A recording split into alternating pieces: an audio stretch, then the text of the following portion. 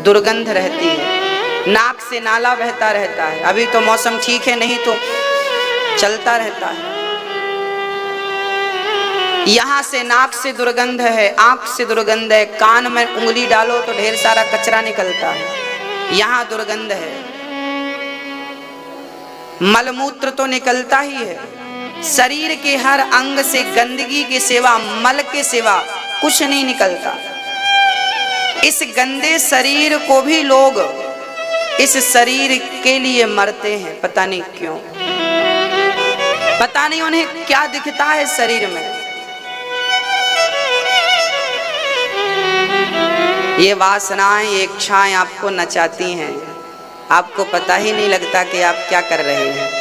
इन इच्छाओं की गुलामी में पूरी जिंदगी खपा दी, मिला क्या? कुछ नहीं। क्या हाथ लगा बताओ? भोग भोगने का मन हुआ, भोग लिया, क्या मिल गया तुम्हें? क्या मिला? क्षण मात्र का सुख मिला, जो शक्ति भोगों में खर्च गई। हम ये नहीं कहते कि भोगों को गृहस्थ जीवन में सब जरूरी है, परंतु अति से ज्यादा नहीं, अति सर्वत्र वर्जयेत्। 25 से 50 साल तक गृहस्थ जीवन होना चाहिए,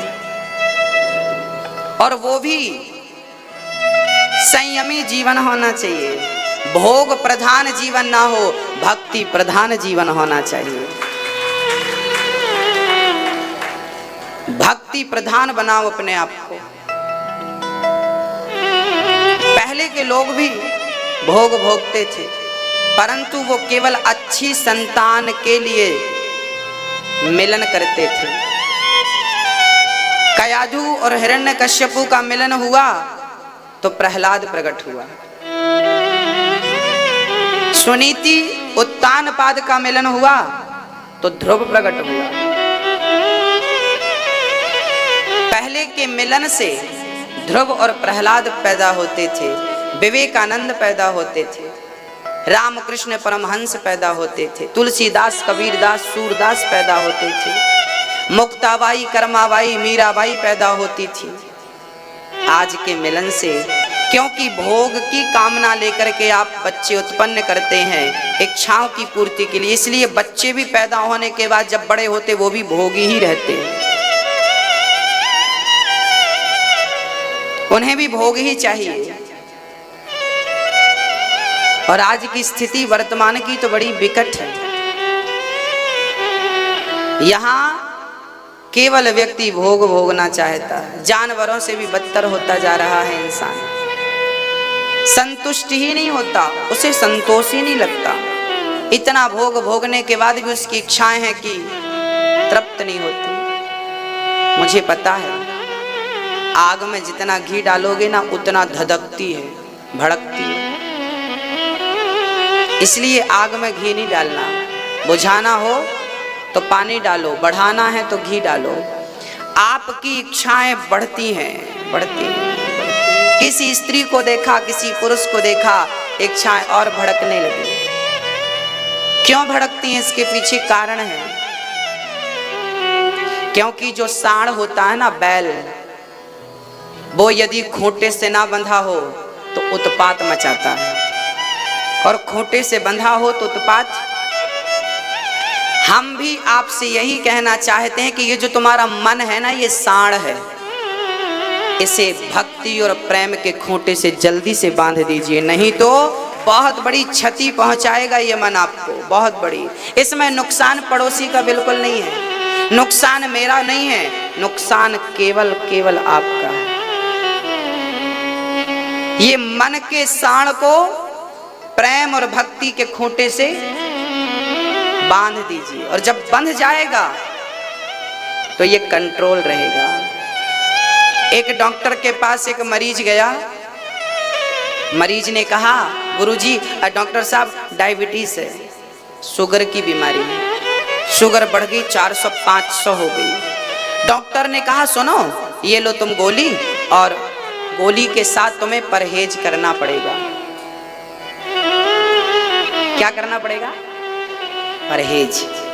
शक्कर नहीं खानी, चाय नहीं पीनी, खीर नहीं खानी, मीठा, क्योंकि शुगर है ना। तो गोली तो लेना है, साथ में क्या करना है? यदि हम गोली लेते रहें और शक्कर खाते, चाय पीते, मीठा खाते, तो क्या शुगर ठीक होगी? मेरी माँ आपसे पूछ रहा हूं। गोली के साथ आपको परहेज जरूरी है। हम लोग ना गोली तो खाते हैं बट परहेज नहीं करते, इसीलिए भगवान मिलता नहीं है। आप लोग सत्संग कर रहे हो, सत्संग की गोली तो खा रहे हो, कीर्तन कर रहे हो पर कीर्तन की गोली तो खा रहे हो, पर आप ना असत्य से परहेज नहीं करते, कपट से परहेज नहीं करते, भोगों से परहेज नहीं करते, इसलिए भगवान प्राप्त नहीं होता, इसलिए बीमारी मिटती नहीं। याद रखना मेरी माँ, भगवान को पाना हो तो सत्संग की बूटी लेना जरूरी है, कीर्तन की गोली लेना जरूरी है, पर साथ में परहेज जरूरी है। परहेज क्या? नहीं असत्य सम पातक पुंजा, कहते हैं कि झूठ से बड़ा कोई पाप नहीं होता, सत्य से बड़ा कोई तप नहीं होता। सत्य बराबर तप नहीं, झूठ बराबर पाप। मेरी माँ आप भक्ति करती हो, भजन करती हो, दिल में हाथ रखकर बताओ क्या तुम झूठ से परहेज करती हो? हाँ ना में जवाब दो, नहीं ना। तो परहेज नहीं करोगी तो बीमारी कैसे समाप्त होगी? प्रॉब्लम यहां है। क्या कपट से तुम परहेज करती हो? क्या भैया जी आप अहंकार से परहेज करते हैं? ना तो अहंकार से परहेज है, ना तो कपट से परहेज है, ना तो गुस्सा क्रोध से परहेज है, ना तो भोगों से परहेज है। कैसे मिलेंगे भगवान? संत कहते हैं कीरत कंचन कामनी ये नंगी तलवार। जिसने अहंकार को नहीं छोड़ा, जिसने क्रोध को नहीं छोड़ा, जिसने भोगों को नहीं छोड़ा, कामी, सुन लीजिए संतों की परिभाषा सुन लीजिए, कामी, कामी, क्रोधी, लालची, तीनों बोलो, कामी, क्रोधी, लालची। कामी, क्रोधी, लालची इनसों भक्ति न होए। कामी से भक्ति, क्रोधी से भक्ति, लालची से भक्ति, कामी, क्रोधी, लालची इनसों भक्ति न होए। भक्ति करे कोई सूरमा, जाति वर्ण कुल खोए। जब तक आप अपने आप को मिटा नहीं देते तब तक उसकी हस्ती तुम्हें प्राप्त नहीं होगी, तब तक वो कन्हैया तुम्हें मिलेगा नहीं। परहेज तीन चीजों का है, काम, वासना, क्रोध और जरूरत से ज्यादा लोभ होना चाहिए। मैं पैसा कमाता हूं, सच्ची कहूं तो मैं भी लोभी हूं, पर मैं लोभ करता हूं इसलिए कि मुझे 2 पैसा मिलेगा तो मैं अपनी माँ को भरपेट भोजन दूंगा, रहने की व्यवस्था दूंगा। मैं कमाता हूं अपने लिए नहीं, क्योंकि मेरी अपनी कोई जरूरत नहीं है, मेरी पर्सनल कोई जरूरत नहीं है। मेरी माँ,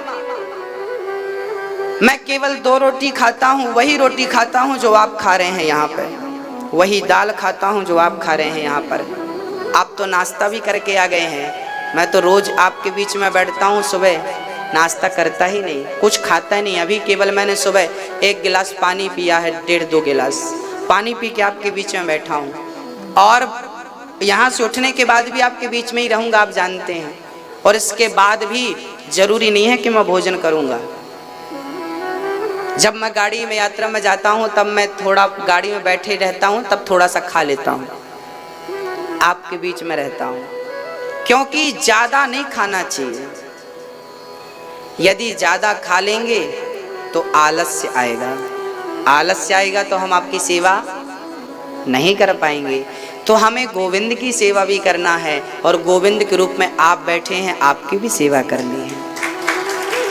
तो जीवन को संयमी बनाइए।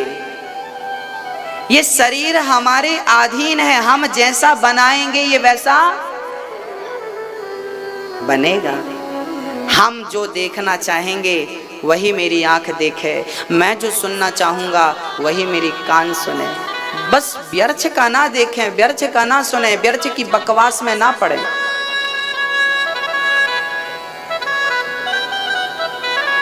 अपने आप को भगवान के हवाले कर दीजिए।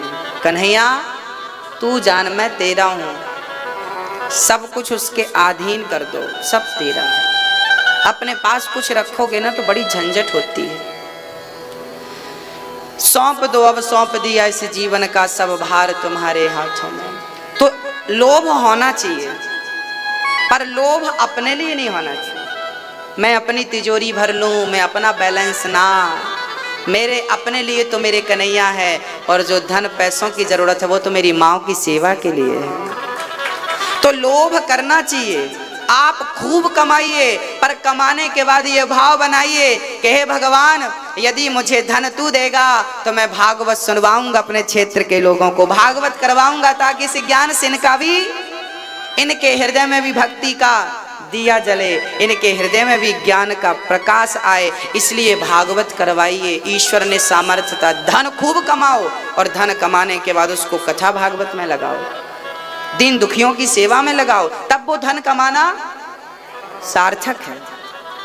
तो कामी क्रोधी लालची, आप अपने लिए लालच ना करें, हम अपने लिए लालच ना करें, हमें जरूरत नहीं है। कल हमारे पास एक दादाजी आए, बूढ़े थे, बहुत बुजुर्ग थे। उन्होंने हमसे कहा हमें एक बार आपसे भागवत सुनना है। रोने लगे, बोले मेरी अब आखिरी इच्छा रह गई है कि मैं आपसे एक बार भागवत श्रवण कर लूं, आपके मुख से एक बार भागवत सुन लूं, बताइए खर्चा क्या है। मैंने कहा कि जब आपको करवाना हो तो आप बता देना, खर्चा कुछ नहीं, भागवत की सेवा होती है, भागवत खर्चे से नहीं, भागवत श्रद्धा और भाव से होती है। आप बताइएगा, होगी, हम आपकी सेवा करेंगे। यदि हम बूढ़ी माँ की सेवा, रहने की, खाने की उनके लिए कर रहे हैं, तो आपको भी भागवत सुनाकर आपकी भी सेवा करेंगे, ये भी एक सेवा है। तो भगवान की कथा धन से नहीं, मन से होती है ना। मन पहले बनता है, धन तो बाद की बातें हैं। भक्तों, मैं तो ठाकुर जी से यही प्रार्थना करता हूं कि प्रभु, जब तक ये जिंदगी है, आखिरी सांस तक मैं आपकी सेवा करता रहूं, वृद्ध माताओं की सेवा करता रहूं और गरीब परिवार की बेटियों का विवाह करता रहूं। मेरा 3 ही काम है। ये दास कम से कम 200 बेटियों का विवाह हो चुका है, गरीब परिवार की, जिनके माँ बाप असमर्थ होते हैं, मजदूरी करते हैं, बेचारे वो अपनी बेटियों का विवाह कैसे करेंगे। तब उनके लिए दास सारी व्यवस्थाएं, उनके लिए, बेटी के लिए थोड़े से बर्तन, थोड़े से ड्रेसिंग आदि, पलंग इत्यादि, सोना, थोड़ा चांदी, ये सब दे करके और सारे बारातियों के भोजन प्रसाद की व्यवस्था के साथ एक बेटी को विवाह विदा करके उनके घर भेज देता है। ये सारा काम ईश्वर ने हमें निमित्त बनाया है, पर करता वही है, आपसे कराता है, आपको निमित्त बनाता है, आप इसमें कारण बन जाते हैं। किसी अच्छे काम के कारण आप बन जाएं, इसका सौभाग्य, इससे बड़ा सौभाग्य मुझे नहीं लगता कि कुछ होगा। भगवान ने तो भक्ति के लिए परहेज क्या होना मेरी माँ, सत्संग की बूटी खाना, पर क्या जरूरी है, परहेज। किस चीज का परहेज, काम, क्रोध और लोभ, अहंकार भी इसमें सम्मिलित है, अहंकार नहीं होना। एक बार क्या हुआ ना, एक सांप की और सांप के साथ किसकी लड़ाई होती है, नेवला। एक बार सांप की, सर्प की नेवले से लड़ाई हो रही थी, दोनों लड़ रहे थे। सर्प की नेवले की लड़ाई में जीत किसकी होती है, किसकी, नेवले की जीत होती है। अच्छा, नेवला क्यों जीतता है, इसके पीछे कारण है। कहते हैं जब नेवला लड़ता है ना सर्प से, तो सर्प से डंक मारता है, डसता है, तो नेवला घायल हो जाता है। नेवले पर भी सांप का जहर काम करने लगता, असर करता। फिर नेवला क्या होता, लड़ाई छोड़ के जाता है और कुछ जड़ी बूटी खाता है। वो जड़ी बूटी खा के आता है, फिर स्ट्रांग हो जाता, फिर लड़ने लगता है। फिर वो घायल होता, फिर जाता कुछ खा के आ जा, पता नहीं क्या खाता है, उसको पता है। वो खाता है, फिर आता है, फिर लड़ता है, और ऐसा लड़ते लड़ते वो सर्प को पराजित कर देता है। हमारे गुरुजी ने कहा कि ऐसे आपको करना चाहिए। हमारी भी लड़ाई चल रही है काल से, सर्प है काल, हम भी काल से लड़ रहे हैं। काल हमें रोज मार रहा है। यदि काल पर विजय प्राप्त करना है, भोगों पर विजय प्राप्त करना है, अहंकार पर विजय प्राप्त करना है, क्रोध पर विजय प्राप्त करना है, तो क्या करना है? बोले जैसे नेवला जाकर कुछ जड़ी बूटी खा के आ जाता था, ऐसे ही आप लोग नियम से सत्संग की और कीर्तन की जड़ी बूटी रोज लेते रहना। यदि ये तुम रोज लेते रहोगे तो काल को भी पछाड़ दोगे, अहंकार को भी पछाड़ दोगे, और लोभ को भी पछाड़ दोगे, और काम वासना को भी पछाड़ दो। जीत आपकी हो जाए। और आपने कीर्तन छोड़ा, भजन छोड़ा, तो वो लोग आपको पछाड़ देंगे। इसलिए रोज क्या जरूरी है? कीर्तन। श्री कृष्ण गोविंद हरे मुरारी, हे नाथ हरे राम राम राम हरे हरे, हरे कृष्णा कृष्णा कृष्णा हरे हरे। पूतना मौसी आई, पूतना ने भगवान को स्तन पूतना ना जहर लेकर आई थी। पूतना का तन सुंदर था, मन सुंदर नहीं था। जो मन की मैल न धोई गंगा गया तो क्या हुआ, गंगा में जाकर बंदे तन की तू मैल धोता, गंगा में जाकर बंदे तन की तू मैल धोता। जो मन की मैल न धोई गंगा गया तो क्या हुआ। आप लोग गंगा जी जाते हो ना, शरीर को घिस घिस के धुलते हो। शरीर कितना भी धुल लो, बदबू ही आनी है। इसलिए शरीर में समय मत गवाओ, शरीर को मत साफ करो। शरीर नहीं, मन को शुद्ध कर लो, मन को साफ कर लो। शरीर भी शुद्ध होना चाहिए, ऐसा नहीं कि अब शरीर गंदा है। हाँ, यहाँ पे एक बात मैं कहने वाला था कि आप लोग भगवान की पूजा करना, पर शुद्धि का बड़ा ख्याल रखना। आप लोग जब बाथरूम जाएं तो आप जब तक 3 कुल्ला ना करें और पांव और हाथ ना धोएं, तब तक आप शुद्ध नहीं होते, याद रखिएगा। बाथरूम जाने के बाद आपको क्या करना चाहिए? 3 बार कुल्ला अपने पांव और अपने, रोज बच्चों को भी यही संस्कार दीजिए। बाथरूम जाते हैं और बिना हाथ कुल्ला किए बाहर आ जाते हैं, भगवान आप अशुद्ध हो गए। अब आप जब तक कुल्ला नहीं करेंगे, शुद्ध नहीं होंगे, तब तक आप कुछ अच्छा काम करने के अधिकारी नहीं हैं। आप पवित्रः पवित्रो वा सर्वावस्थांगतोपि वा। पहले आपका बाह्याभ्यंतर तरह शुचि, बाह्य भाग बाहरी भाग शुद्ध होना चाहिए। जब बाहरी शुद्ध होगा तब तो अंदर शुद्ध होगा। बाहर शुद्ध नहीं होगा तो अंदर क्या? यदि आपके आंगन में गंदगी हो और आपके कमरा बड़ा स्वच्छ हो, तो आंगन की दुर्गंध अंदर भी तो जा रही है। तो आंगन भी शुद्ध होना चाहिए और कमरा भी। तो आपको बच्चों को नियम से रोज बाथरूम जाओ तो क्या करना? 3 कुल्ले और पांव और हाथ नित्य, और दीर्घ संका जाना, टॉयलेट जाना तो जितनी बार जाओ उतनी बार स्नान करके ही आना चाहिए। बिना स्नान के यदि आप घर में प्रवेश करते हैं तो वो घर नरक है। उस घर में कभी संत पानी नहीं पीता, उस घर का, जिस घर में ये सी गंदगी होती है। जितनी बार जाओ स्नान करो, ये शुद्धि है। अब सोचिए कि आप टॉयलेट गए हैं और उसके बाद आप किचन में जा रहे हैं, रसोई में जा रहे हैं, कितना गलत है।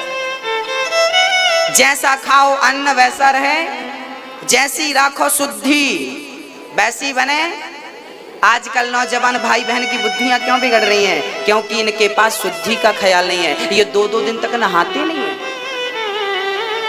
अब जो नौजवान भाई बहन 2 दिन तक नहाएगा नहीं, उसकी बुद्धि क्या सब शुद्ध रहेगी? वो अपने चरित्र की रक्षा कर पाएगा? जितने चरित्रहीन लोग हैं मेरे भाई बहन, वो सारे लोग अपनी शुद्धि को पहले बिगाड़े हैं, इसके बाद उनका चरित्र बिगड़ा है। शुद्धि ना बिगड़ती तो उनका चरित्र भी, क्योंकि जैसी राखो शुद्धि वैसी बने। आजकल बच्चे माँ बाप की सुनते नहीं, माँ बाप को बेवकूफ मानते हैं, क्योंकि इनकी बुद्धि भ्रष्ट हो गई है, क्योंकि इनकी शुद्धि बिगड़ गई। पहले एक आदमी अपनी बाल्टी लेकर जाता था, किसी के हाथ का पानी नहीं पीता था। पानी ना पीने के प्रति ये नहीं था कि जात पात की कोई मर्यादा थी। पानी ना पीने का भाव ये था कि यदि हमने आपके हाथ का पानी पी लिया और आप गलत अवस्था में हैं, आप गलत हैं। एक संत जी तो के वैश्या के हाथ का पानी पी लिए धोखे से। अब संत जी ने देखा, संत जी जा रहे थे तो बड़ा प्यास लगी, तो एक महिला को बुलाया, सुनो वो पानी देना। और पानी, बड़ी प्यास लगी थी, पानी दिया, और पानी दिया तो पानी पी लिया। अब पूछा, देवी आप कौन हो? वो कह दी, मैं वैश्या हूँ। अब बाबा जी ने लगी पलटी कर, निकल पानी निकल। अब वो कैसे निकले? अब बाबा जी 24 घंटे के लिए जंगल में जाकर बैठ गए। 24 घंटे ना पानी पिया ना भोजन किया। किसी ने कहा, बाबा जी क्या कर रहे हो? बोले, उस स्त्री के हाथ का मैंने पानी पी लिया है, कहीं मेरी बुद्धि ना बिगड़ जाए, कहीं मेरे अंदर वैश्या का स्पर्श करने का भाव ना जाग जाए, कहीं मेरे अंदर स्त्रियों की उत्कंठा ना जाग जाए, मेरी बुद्धि ना बिगड़ जाए। तो 24 घंटे तक कुछ ना खा के उसके पानी को पचाया, और तप करने के बाद अब उस पाप से मुक्ति मिली। जैसी राखो शुद्धि वैसी बने, जैसा खाओ अन्न वैसा रहे, जैसा पियो पानी वैसी बोले। ये हमारे बाप दादों के सूत्र हैं, गलत नहीं है। आप मानो ना मानो, आप खाते रहो गंदा, हमें क्या करना? तो मांस का चूल्हे में जाओ, हमें क्या करना? अंडा खाओ, मुर्गी खाओ, अपने बाप को मार के खा जाओ, हमें क्या करना? हमारा तो नियम है बताने का, तुम्हें सही मार्ग ही बताएंगे, चलना ना चलना वो आपका काम है। तो शुद्धि, बुद्धि, पानी, वाणी, अन्न, मन, इसका विशेष ख्याल रखिएगा। बच्चों की बुद्धि बिगड़ने का कारण केवल उनकी शुद्धि है। 2-2 दिन तक ना नहाना, बिस्तर में पड़े पड़े चाय पीना, ये खाना, फिर नहाना। राम राम राम राम राम। हम भी बच्चे थे, हमने भी पढ़ाइयाँ की हैं, पर ऐसी राक्षस वृत्ति से पढ़ाइयाँ नहीं की। हम लोग सुबह, जब मैं 8 वर्ष का था, 12 वर्ष का था, 8 से 12 के बीच में हम लोग, हमारे पिताजी मंदिर की पूजा करते थे, पुजारी थे, तो मैं सुबह जल्दी उठ जाता था। 4 बजे में 8 साल का था ना, जब 8-9 साल का, तब मैं 4 बजे उठ के जाता था, और मंदिर जाकर के स्नान करके मंदिर में जाके भगवान की पूजा करना, उन्हें पुष्प चढ़ाना, और सुंदर कांड का रोज हनुमान जी के सामने बैठकर पाठ करना। हनुमान चालीसा, बजरंग बाण और सुंदर कांड का रोज पाठ करना, और सुबह के 6 बजे में पूजा और पाठ करके मंदिर से बाहर निकल जाता था। और उसके बाद तो मैं 7 बजे गैया लेके चला जाता था चराने के लिए। हाँ, गाय चराने चला जाता था। गाय के लिए चारा, गाय की सेवा करना, गाय के साथ कुछ भैंस